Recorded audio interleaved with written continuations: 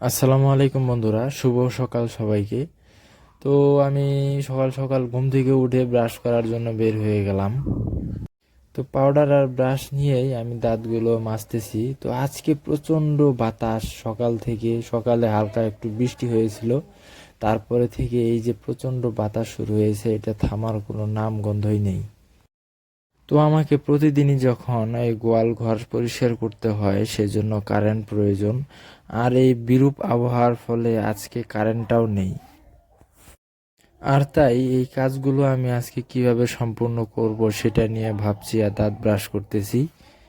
আপনারা আমার সামনে যে কাঁঠাল গাছটি দেখতে পাচ্ছেন, এই কাঁঠাল গাছটি অনেক ছোট। তো অনেক ছোট হওয়ায় এই কাঁঠাল গাছটিতে অনেক কাঁঠাল এসেছে এই সিজনে। মানে গাছ অনুযায়ী কাঁঠালের সংখ্যা অনেক বেশি। তো এগুলা আমি ভাবতেছি যে এগুলা বড় হতে হতে আবার এই গাছটাই না ভেঙে যায়। কেননা যদি এই গাছটা যদি ভেঙে যায় তাহলে অনেক স্বাদের একটা কাঁঠাল গাছ আমার নষ্ট হয়ে যাবে। তো আমি ভেবেছি যে কিছু সংখ্যক কাঁঠাল এখান থেকে মানে কেটে দিব, যাতে গাছটার কোনো ক্ষতি না হয়। প্রতিদিনকার ন্যায় আমি এই যে জিরাগুলো ভিজিয়ে রেখেছিলাম সকালবেলা, তো এই জিরার পানিগুলো এখন খাবো। আমি প্রতিদিনই সকালে খালি পেটে আমি 1 গ্লাস করে জিরার পানি ভিজিয়ে খাই, এতে আমার পেট, এতে আপনারা যদি খান তাহলে আপনাদেরও অনেক উপকার হবে। কারণ জিরার পানি অনেক সময় আমাদের হজম প্রক্রিয়ায় সাহায্য করে।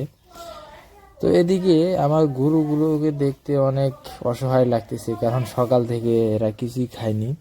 তো এদেরকে এখন খেতে দিব। মানে বাইরেতে ঘাস কাটবো, সকাল থেকেই হালকা পাতলা একটা বৃষ্টি ছিল, দেখেন এখনো আবহাওয়াটা ভালো হয়নি, আরো মেঘ ভালোভাবে মানে আরো জমতেছে। তো এই থেকে বোঝা যাচ্ছে যে আজকে প্রচন্ড বৃষ্টি হতে পারে। তো বাইরে দেখুন পানি জমে আছে, বৃষ্টির পানি।